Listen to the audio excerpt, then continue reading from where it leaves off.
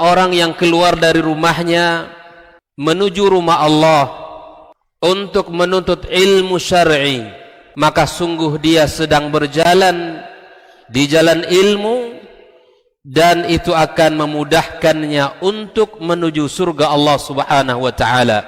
Man salaka tariqan yatlubu fihi ilman salaqallahu bihi tariqan min turuqil jannah. Barang siapa yang menempuh sebuah jalan yang ditempuhnya adalah jalan menuntut ilmu, maka Allah akan mudahkan jalannya untuk menuju surga Allah Subhanahu wa taala.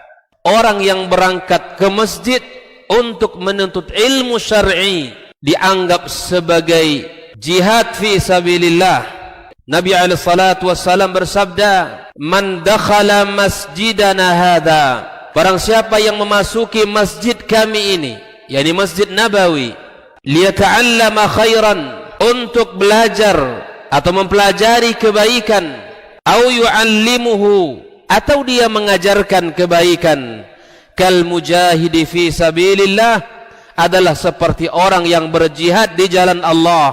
Mudah-mudahan kehadiran kita di rumah Allah yang mulia ini, tujuan kita hanya satu, untuk mencari ridha Allah tabaraka wa taala. Mudah-mudahan ilmu yang kita pelajari, ilmu yang memberikan keberkahan, yang menerangkan jalan kita dan senantiasa menjaga kita di jalan Allah Subhanahu wa taala.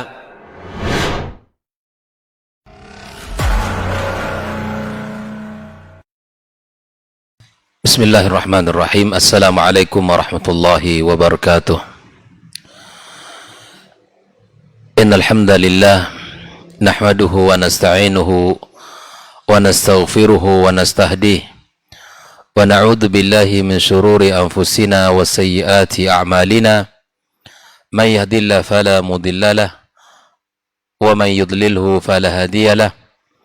Asyhadu an la ilaha illallah wahdahu la syarika lahu wa asyhadu anna Muhammadan abduhu wa rasuluhu alladzi la nabiyya wa la rasula ba'dah. Qala ta'ala ya ayyuhalladzina amanu ittaqullaha ittaqullaha haqqa tuqatih wa la tamutunna illa wa antum muslimun. Amma ba'd, kaum muslimin dan muslimat, al-musyahidin wal musyahidat, saudara-saudari dimanapun berada, alhamdulillah kita bersyukur kepada Allah Subhanahu wa taala. Pada kesempatan ini kembali kita bisa belajar dan menuntut ilmu syar'i. Karena sesungguhnya kebutuhan kita terhadap ilmu syar'i itu jauh lebih besar daripada kebutuhan kita terhadap makan dan minum dalam kehidupan kita.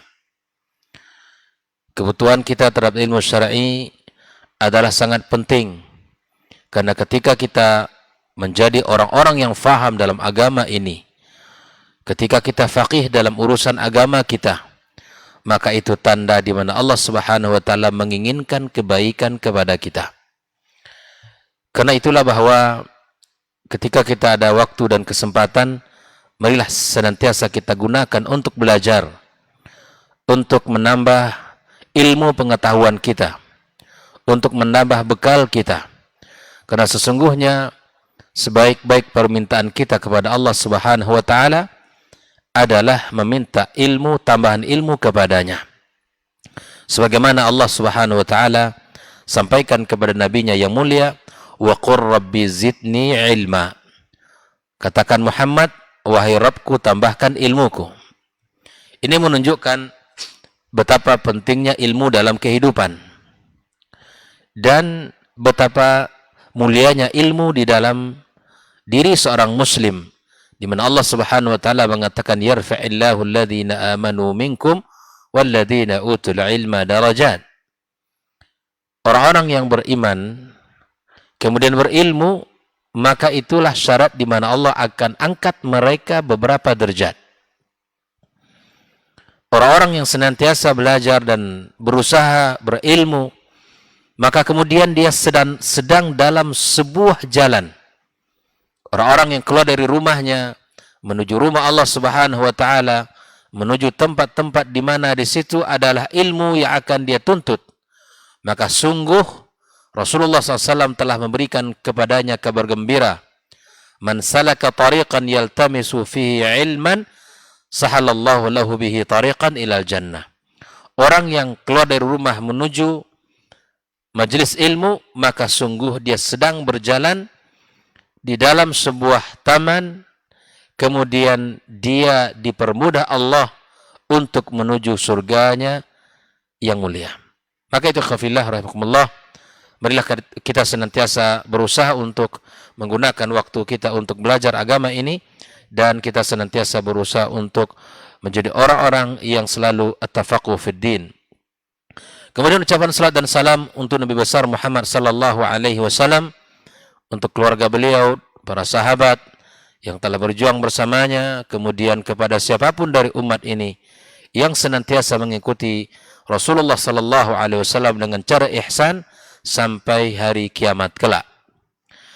Ikhwah fillah rahimakumullah, malam ini kembali kita akan membahas tentang satu kutayib atau kitab atau kutayib yang sangat ringkas namun memiliki makna yang sangat padat, ilmu yang sangat dalam, pesan yang sangat mahal untuk kita di dalam menjalankan kehidupan kita beragama, di dalam mengabdikan diri kita kepada Allah Subhanahu wa taala, yang ditulis oleh Syekh Al-Imam Al-Mujaddid Muhammad ibn Abdul Wahhab rahimahullah taala rahmatan wasi'ah, yang mana beliau namakan dengan Al-Qawaidul Arba', 4 kaidah penting di dalam menjalankan kehidupan kita kepada Allah Subhanahu wa taala, agar agama yang kita imani ini, yang kita jalani ini, sebuah agama yang benar sesuai dengan syariat Allah Subhanahu wa taala.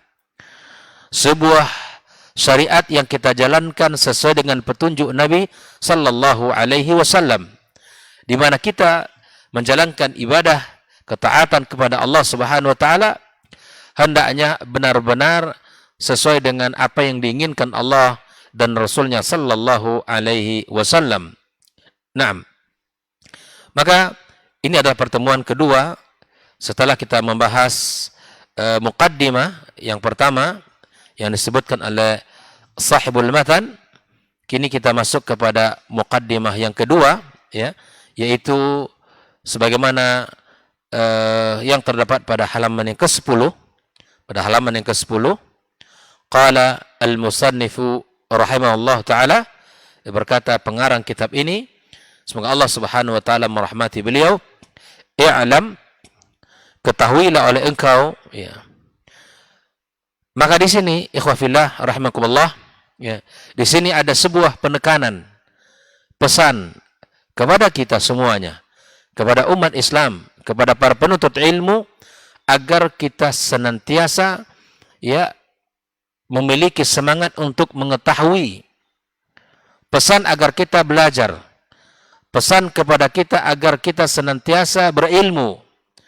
Ini juga Allah Subhanahu wa taala sebutkan fa'lam, ya, fa'lam, maka ketahuilah, ya, di dalam ayatnya annahu la ilaha illallah, ya, bahwa tiada ilah yang paling berhak disembah kecuali Allah Subhanahu wa taala. Maka kemudian al-muallif al-kitab mengatakan i'lam arsyadakallahu li ta'atih, semoga Allah Subhanahu wa taala memberikan petunjuk kepadamu di dalam ketaatan kepadanya. Maka ini adalah sebuah doa, ya, doa yang diberikan oleh muallif kitab kepada kita, kepada para penuntut ilmu, kepada kaum muslimin dan muslimat yang mempelajari buku ini.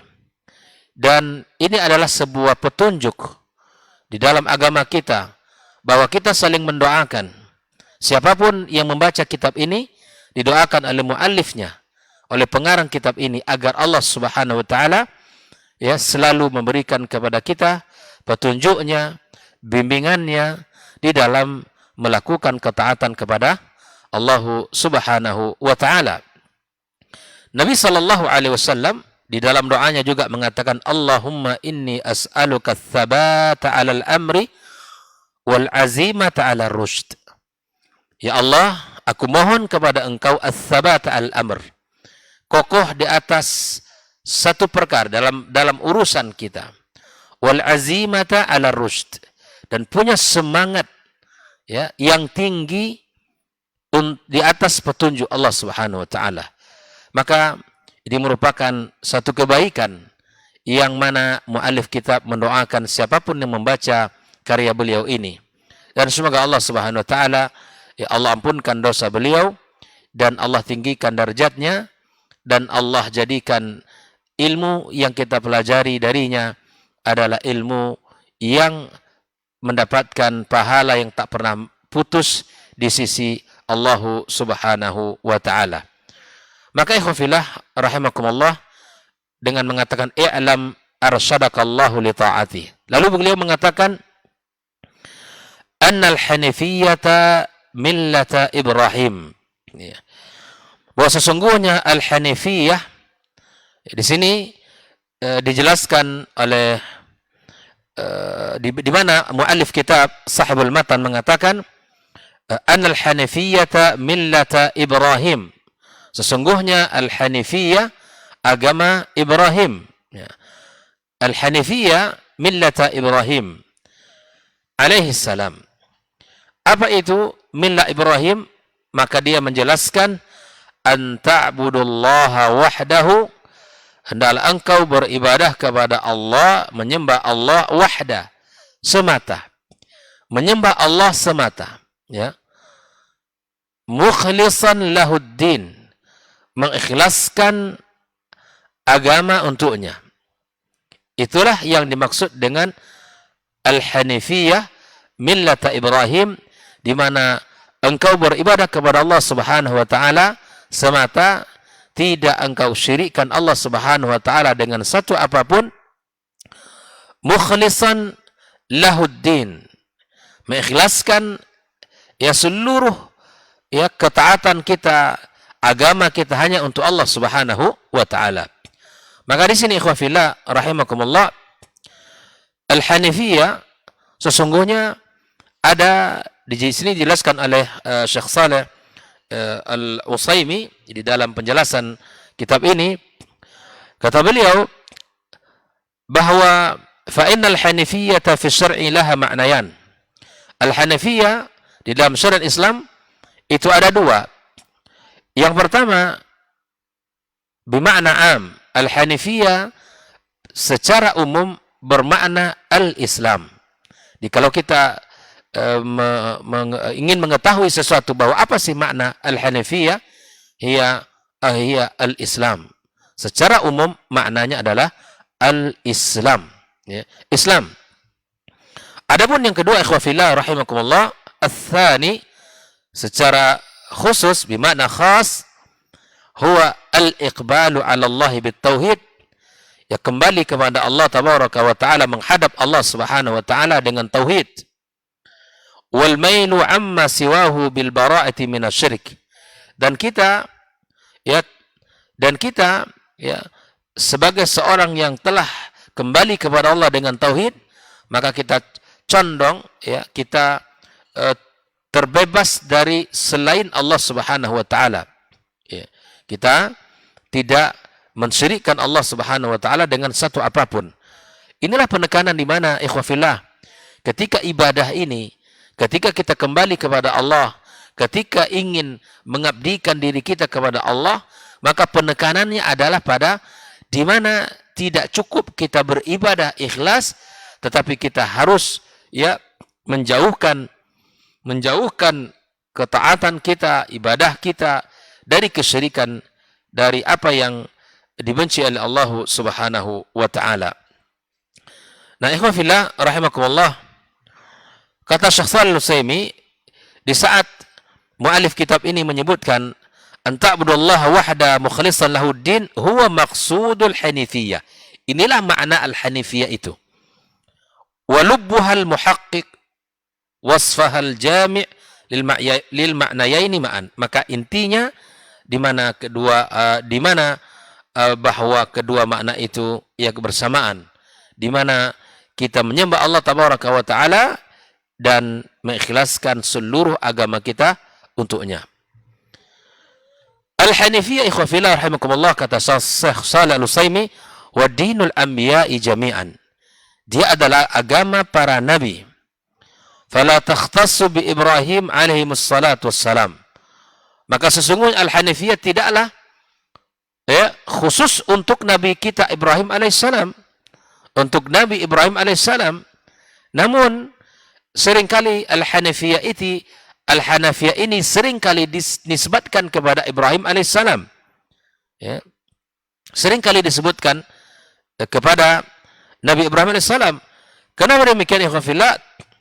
Karena Nabi Ibrahim alaihissalam adalah qudwah dan contoh bagi kita di dalam tauhid kepada Allah Subhanahu wa taala. Maka disebutkan di sini dengan dua alasan oleh beliau, annal ladzina bu'itsa fihim nabiyyuna sallallahu alaihi wasallam ya'rifuna Ibrahim. Ya'rifuna Ibrahim. Yaitu di mana orang-orang yang diutus kepada mereka Nabi kita Muhammad sallallahu alaihi wasallam, maka mereka mengenal Ibrahim alaihissalam. Wa yantasibuna ilaihi fayaddunahu jaddan lahum, dan mereka menganggap sebagai kakek mereka. Wa yaz'umuna annahum ala dinihi, dan bahkan mereka subhanallah mengatakan di atas agamanya. Fa ajdaru bihim ayattabi'uhu fayakunu hunafa'a lillahi ghaira musyrikin bih. Maka pantas bagi mereka untuk mengikuti Ibrahim alaihissalam dan mengikhlaskan, meluruskan seluruhnya untuk Allah, tidak mensyirikkan Allah Subhanahu wa taala. Fa hasunat idafatuha ilaihi duna ghairihi minal anbiya. Maka diidafahkanlah kepada Nabi Ibrahim dan tidak kepada yang lainnya. Yang kedua alasannya adalah di mana Allah Subhanahu wa taala menjadikan Ibrahim alaihissalam imaman, sebagai pemimpin bagi orang-orang yang datang setelahnya dari para nabi.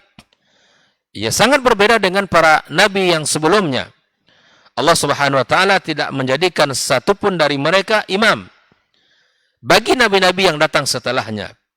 Hal ini dijelaskan oleh Imam Ibnu Jarir At-Tabari di dalam kitab tafsir beliau. Ikhwafillah rahimakumullah, bahwa sesungguhnya Nabi Ibrahim alaihissalam adalah imam bagi kita, adalah qudwah bagi kita di dalam beragama, di dalam ketaatan kepada Allah Subhanahu wa taala. Maka di sini dijelaskan Al-Hanifiyah millata Ibrahim. Nah, saya ingin coba untuk mendalami sedikit dari sisi ibadah. Karena anta'budallaha, engkau beribadah kepada Allah Subhanahu wa taala.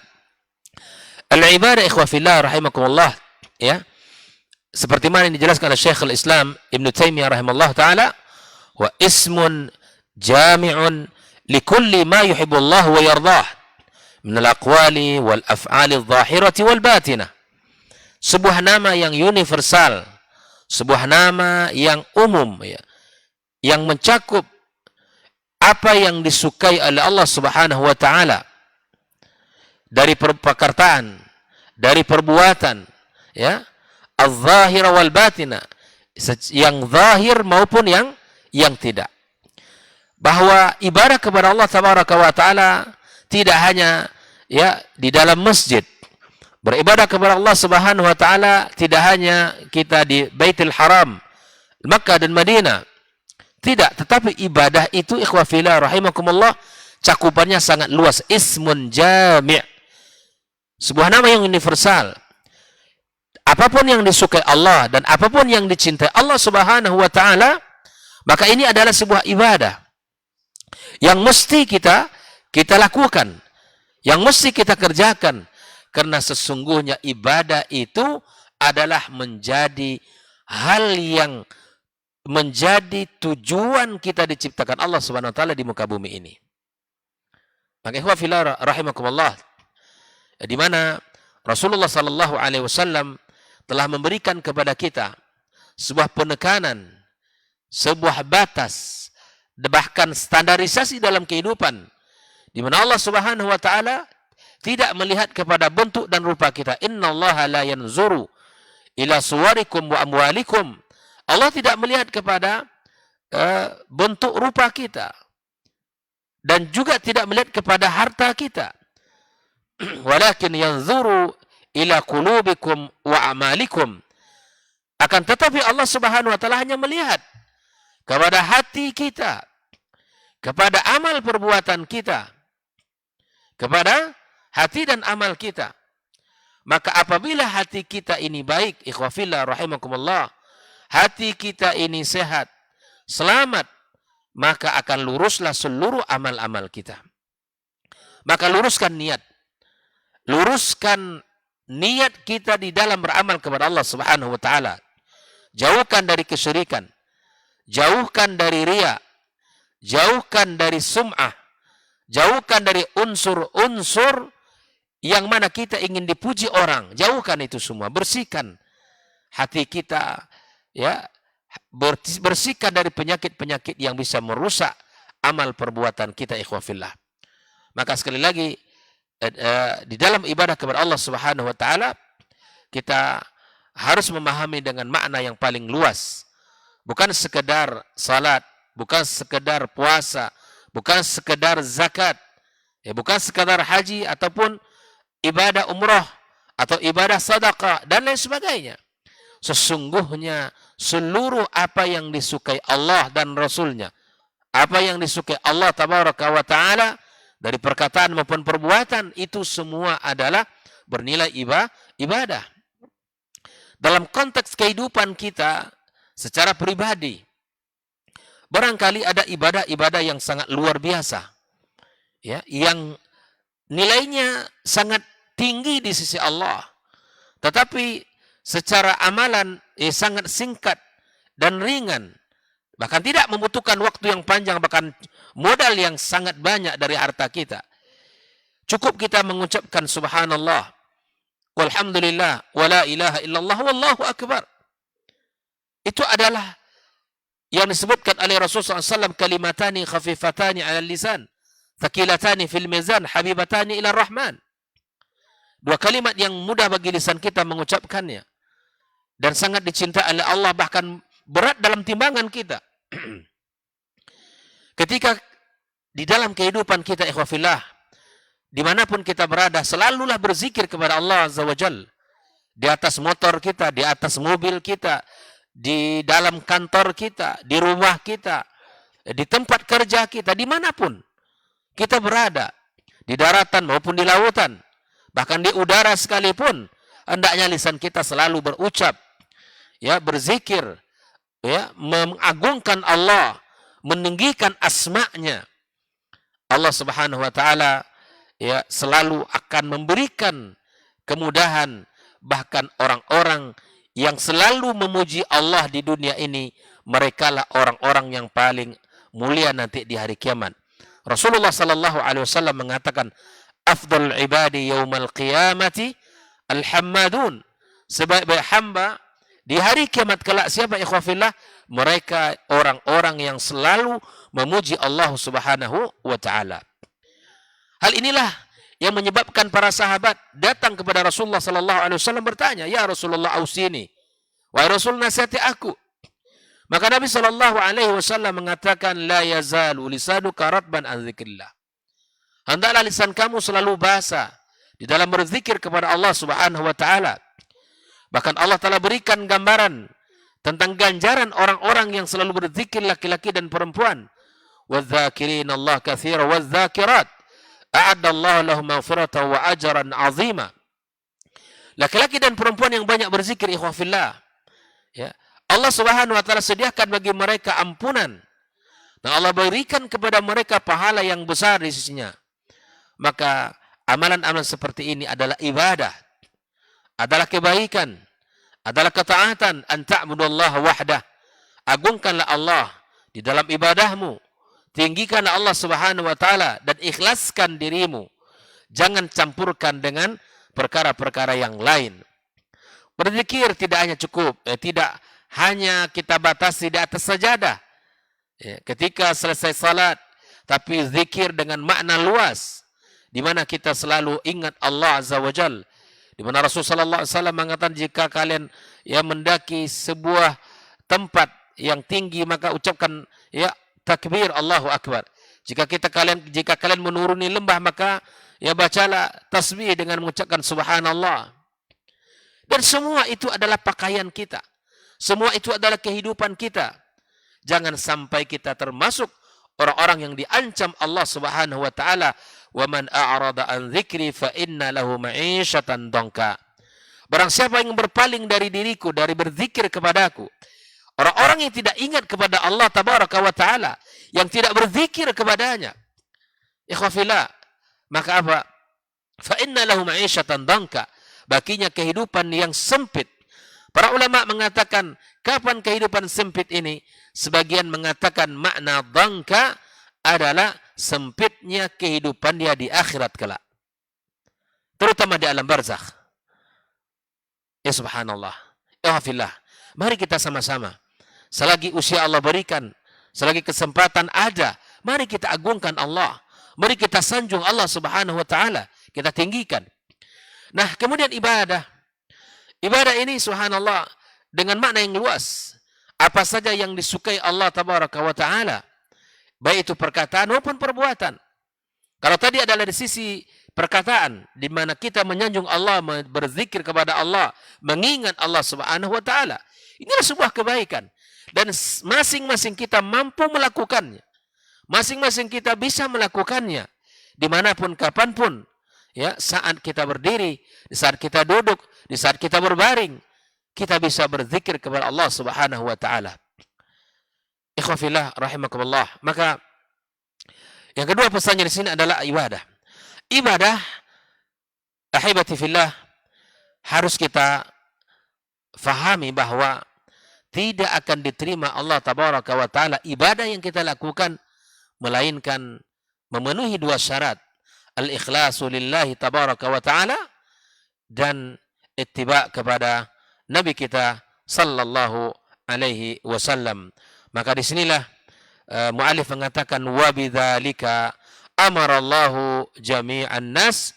Oleh itulah Allah Subhanahu wa taala memerintahkan ya seluruh manusia, wa khalaqahum laha, dan Allah ciptakan mereka untuknya, kama qala ta'ala, wa ma khalaqtul jinna wal insa illa liya'budun. Tidaklah kuciptakan jin dan manusia kecuali untuk beribadah kepadanya. Liya'budun, kata para ulama, ay bimakna liwahidun. Liwahidun, untuk mentauhidkan Allah Subhanahu wa ta'ala. Nah, tujuan kita adalah untuk beribadah kepadanya. Maka ikhwafillah, apapun aktivitas kita, apapun profesi kita yang sedang kita lakoni bersama, sungguh kita di dalam ya menjalankan ketaatan kepada Allah.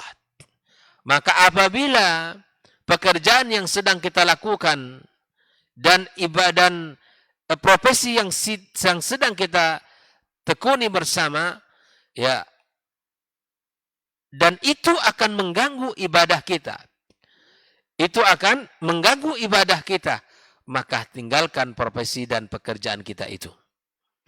Karena sungguh kita hidup di dunia bukan untuk bekerja.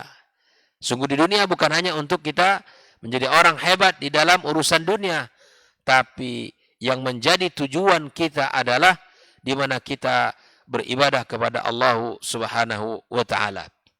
Maka apapun profesinya, asal halal sesuai dengan syariat Allah Subhanahu wa taala, maka lakukanlah, dan ingat di dalam ibadah kepada Allah Subhanahu wa taala kita sedang dalam menjalankan ibadah kepadanya.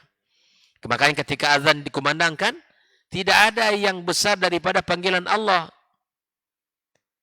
Semua aktivitas kita hentikan. Semua kegiatan kita urungkan. Manakala sedang rapat, kita hentikan. Manakala kita sedang safar, kita berhenti. Kita minggir dan kita bergabung dengan kaum muslimin. Manakala kita sedang beraktivitas di perkantoran, ketika azan dikumandangkan, maka kita pending. Tidak ada yang besar melainkan panggilan Allah Subhanahu wa taala. Nah, inilah yang harus menjadi hal yang ada dalam diri setiap muslim. Bahwa keberadaannya adalah di dunia ini untuk beribadah kepada Allah Subhanahu wa taala. Tidak ada manusia diciptakan Allah dalam keadaan sia-sia. Ya. Maka ibadah itu diperlukan dua syarat tadi, al-ikhlasu lillahi wa ittiba'un nabi sallallahu alaihi wasallam. Maka orang beribadah kepada Allah tidak cukup hanya dengan semangat. Tidak cukup hanya dengan mengikhlaskan saja, tapi harus dipenuhi syarat yang kedua, yaitu ittiba'un nabi sallallahu alaihi wasallam. Ya. Di dalam bab ittiba' ini adalah satu hal yang sangat penting, ikhwafillah. Kita ini adalah umat Muhammad sallallahu alaihi wasallam. Siapa yang kita ikuti? Siapa yang kita contoh? Siapa yang kita jadikan panutan? Dialah Rasulullah sallallahu alaihi wasallam, tidak ada yang lain. Dalam setiap urusan kita. Tidak ada orang nanti ketika di hari kiamat kelak, ketika ya Rasulullah sallallahu alaihi wasallam menanti kita di telaganya, menunggu kita, ingin memberikan ya air dari telaganya yang sejuk, ya, yang mana ya manisnya lebih manis dari madu, putihnya lebih putih dari susu. Ketika kita ingin meminum, ingin mencicipi air yang ada di telaga itu, lalu kemudian ya ada orang-orang yang diusir di sana, orang-orang yang tidak mendapatkan, orang-orang yang tidak diberikan izin. Padahal Nabi SAW mengatakan, "Ay Rabbi, wahai Rabbku, dialah umatku, ashabi, dia adalah sahabatku." Maka kemudian Allah Subhanahu wa taala mengatakan, "Innaka la tadri ma ahdatsu ba'dak." Wahai Muhammad, engkau tidak tahu apa yang mereka ada-adakan setelah kamu meninggal dunia. La ilaha illallah. Wala haula wala quwwata illa billah. Apabila itu terjadi pada diri seseorang, waliyadzu billah, itu adalah kerugian yang nyata.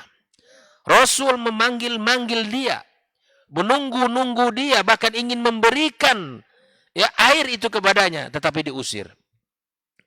Ya fillah, sebelum kita diusir, atau jangan sampai ya kita berharap jangan sampai kita diusir, ya, agar jangan sampai diusir di telaga ya Rasulullah SAW nanti, maka hari ini usirlah seluruh kejahilan dari dirinya, usirlah seluruh kebodohan yang ada pada dirinya, dan isilah dirinya dengan ilmu dan semangat untuk mengikuti Rasulullah sallallahu alaihi wasallam.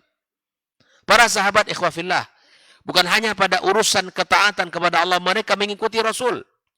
Pada hal yang mubah saja mereka ingin mengikuti Rasulullah sallallahu alaihi wasallam. Tidakkah kita melihat betapa indahnya ya kehidupan para sahabat yang mencintai Rasul sallallahu alaihi wasallam? Bahkan mereka tega ya menghilangkan, bahkan tega dengan apa yang mereka punya mereka habiskan. Ya, mereka habiskan untuk siapa? Demi cinta mereka kepada Rasulullah SAW dan ajakannya. Ya. Ikhwafillah, disebutkan bahwa ketika salah seorang sahabat mengikuti sebuah jalan, ya setiap lewat di situ dia mengikuti jalan tersebut. Sampai dia ditanyakan, kenapa? Karena Rasulullah SAW lewat di sini. Bayangkan. Ikhwafillah.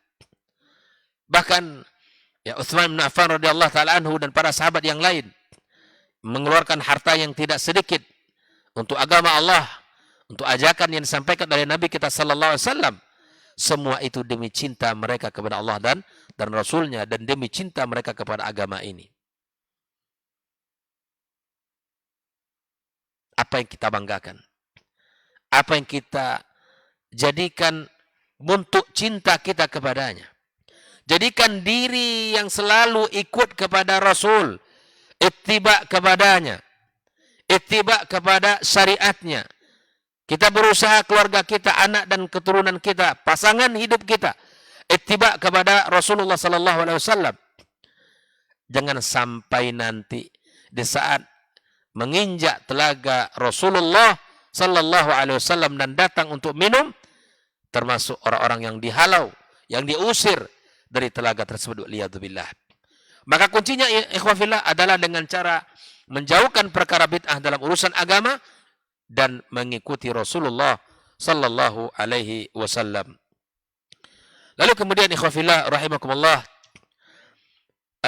sahib al-matan qal musannifu rahimahullah taala pada halaman ke-13, beliau mengatakan, fa idza arafta anna Allah khalaqaka li'ibadati, apabila kamu mengetahui bahwa sesungguhnya Allah menciptakan kamu untuk beribadah kepadanya, fa'lam, maka ketahuilah, kata Syekh Muhammad ibn Abdul Wahhab, ketahuilah oleh kamu, annal ibadata la tusamma ibadatan illa ma'at tauhid, kama anna as-salata la tusamma salatan illa ma'at taharah, fa idza dakhala asy-syirku fil ibadati fasadat kal hadathi idza dakhala fit taharah.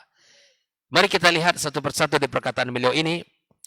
Apabila kamu sudah tahu bahwa sesungguhnya Allah menciptakan kamu adalah untuk beribadah kepadanya, al-ibadah, ya, fa'lam, maka ketahuilah olehmu wahai saudaraku, annal ibadata, bahwa ibadah itu, ya, ibadah yang kita lakukan, la tusamma ibadatan, dia tidak akan disebut sebuah ibadah illa ma'at tauhid, kecuali ibadah itu disertai dengan tauhid yang benar kepada Allah Subhanahu wa taala. Ini adalah kecerdasan muallif kitab di dalam memberikan kepada kita sebuah contoh, ya, sehingga kita faham, sehingga bagi kita jelas, bagi kita bagaimana maksudnya kedudukan tauhid itu di dalam Islam, bagaimana urgensinya tauhid itu di dalam agama kita. Kata beliau, siapapun yang melakukan ibadah tidak akan dinamakan apa yang dikerjakannya itu ibadah kecuali bersama tauhid, yang mentauhidkan Allah Subhanahu wa taala. At-tauhid, ya, ifradullah tabaraka wa taala, ya. Kita mengesahkan Allah Subhanahu wa taala, di mana kita kenal dengan 3 tauhid, mengesahkan Allah di dalam ibadah, ya, mengesahkan Allah Subhanahu wa taala di dalam ciptaannya, dan mengesahkan Allah Subhanahu wa taala dalam asma dan sifatnya. At-tauhid secara umum dibagi oleh para ulama kepada 3. Maka benarkan tauhid rububiyah kita di dalam mengesahkan Allah dalam ciptaannya, esahkan Allah di dalam tauhid al-uluhiyah di dalam ibadah kepadanya, dan esahkan Allah dalam tauhid asma dan sifat. Maka ikhwafillah, ketika ibadah yang kita kerjakan, salat, puasa, zakat, dan seluruh kewajiban yang telah Allah tetapkan, atau seluruh ketaatan yang telah disampaikan oleh Nabi SAW, tidak akan menjadi sebuah ibadah di sisi Allah apabila tauhid itu tidak benar. Bayangkan, apabila tauhidnya tidak benar. Tapi apabila tauhidnya benar, baik dalam asma dan sifat, baik dalam tauhid ar-rububiyah, baik itu tauhid al-uluhiyah, maka insya Allah ibadahnya disebut ibadah. Nah, beliau menjadikan sebuah gambaran kama anna salata, sebagaimana salat ikhwafillah, la tusamma salatan, tidaklah disebut dengan salat illa ma'at taharati, kecuali salat itu disertai dengan taharah. Apakah sah salat kita tanpa taharah? Tidak sah. Walaupun kita merasa kita sudah salat, ya, di saf paling pertama, ya, kemudian dengan khusyuk, dengan sempurna gerakan kita, apakah salat kita diterima Allah? Tidak. Karena ibadahnya tidak disertai dengan at-taharah. Tidak disertai dengan taharah. Begitulah hakikatnya ibadah kita ikhwafillah. Apabila ibadah ini, ya, dikotori oleh kesyirikan, sekecil apapun kotor kesyirikan itu menempel dalam ibadah kita, maka akan bergugurlah ibadah kita tersebut. Waliyadzubillah. Disinilah pentingnya kita belajar tauhid. Disinilah pentingnya kita belajar ya tauhid agar kita menjadi orang-orang yang benar, orang-orang yang tidak salah di dalam melakukan ibadah kepada Allah Subhanahu wa taala. Fa idza dakhala asy-syirku fil ibadati fasadat. Lalu beliau melanjutkan, apabila di dalam kesyirikan itu, apabila kesyirikan itu masuk pada urusan ibadah, maka rusaklah ibadah kita. Kal hadathi idza dakhala fit taharah, seperti mana hadas ya jika sudah bercampur masuk kepada taharah, maka sungguh ya taharah kita batal dan ibadah yang kita kerjakan tidak akan diterima Allah Subhanahu wa taala. Maka kenalilah ikhwah fillah rahimakumullah, bahwa ingat, ketika kita sudah mengetahui tujuan kita beribadah kepada Allah, maka ada hal lain yang mesti kita fahami. Ibadah ini harus bersih ya dari unsur-unsur yang lain. Ya, maka benarkan tauhid kita. Jangan lagi ada kita bersumpah ya atas selain nama Allah, atau kita melakukan ritual-ritual kesyirikan, menyembelih hewan, ya kemudian kita hadiahkan untuk penunggu dan penjaga sungai, danau, laut, daratan, hutan dan sebagainya. Jangan lagi ada seperti ini. Atau kita membeli ke sebuah kendaraan, jangan lagi ada keyakinan dengan harus didarahi dulu kendaraan itu. Disembelih seekor ayam kemudian dibeberkan, dikasih darahnya dengan tujuan mobil kita selamat. Atau sebaliknya, ya apapun yang kita lakukan yang tidak bertentangan dengan yang apapun yang kita kerjakan yang tidak diridai oleh Allah, maka tinggalkan. Apalagi dalam urusan ibadah kita kepada Allah Subhanahu wa taala. Maka ibadah tidak akan dinamakan ibadah melainkan setelah ya ibadah itu disertai dengan tauhid yang benar, baik itu tauhidul rububiyah, tauhid al-uluhiyah, maupun tauhid asma dan sifat. Sebagaimana salat yang kita kerjakan tidak akan diterima Allah melainkan dengan kesucian, ya, kesucian, dan itu adalah sesuatu yang tidak bisa ya ditawar-tawar dalam kehidupan kita. Ya fillah, ya. Ini harus menjadi penekanan hidupnya. Harus menjadi bab yang penting untuk kita perhatikan. Bab yang penting untuk kita pahami, karena akan sangat merugi seseorang nanti ketika dia mengakhiri kehidupan di dunia ini, tapi kemudian dia belum bertaubat dari kesalahan-kesalahannya. Bersihkan akidahnya, bersihkan ibadahnya, luruskan niatnya, minta pertolongan kepada Allah, minta bimbingan kepadanya dan petunjuk kepada Allah Subhanahu wa taala, agar kita semua ya diberikan Allah Subhanahu wa taala taufik di dalam menjalankan syariatnya yang mulia. Mudah-mudahan apa yang kita sampaikan pada malam ini ya masih tersisa dari muqaddimah, dalam bab muqaddimah, insyaallah akan kita selesaikan pada pertemuan berikutnya. Dan semoga kita diberikan Allah Subhanahu wa taala taufik untuk bisa menjalankan agama ini dengan sebaik-baiknya. Yang terutama sekali ikhwah fillah, bersihkan akidah kita, bersihkan tauhid kita, jauhkan dari kesyirikan, jauhkan agama kita dari perkara bid'ah, perkara al-khurafat, perkara baru yang tidak dituntun di dalam agama kita yang mulia ini. Wa sallallahu ala nabiyyina Muhammadin wa sallam wa subhanakallahumma bihamdika asyhadu an la ilaha illa anta astaghfiruka wa atubu ilaik. Wassalamu alaikum warahmatullahi wabarakatuh.